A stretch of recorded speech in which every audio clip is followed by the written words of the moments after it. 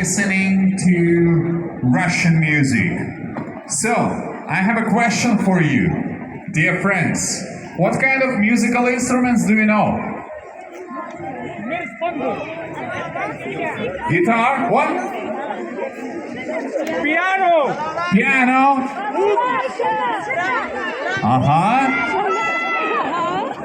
I don't hear well. Do you know any Russian musical instrument? I have a question. Balalaika. Balalaika. There is one more. Yeah, you know. Katyusha. Maybe we'll hear again Katyusha. I'm not sure. It depends on this guy who will appear on stage right now. So, ladies and gentlemen, one of the most Russian musical instruments, and maybe the most famous all over the world, is definitely balalaika. And right now we have a guy who is a winner of Russian and international competitions, a balalaika player, famous all over Russia and sometimes in some parts of the world. Ladies and gentlemen, please welcome Vladislav Ivanov,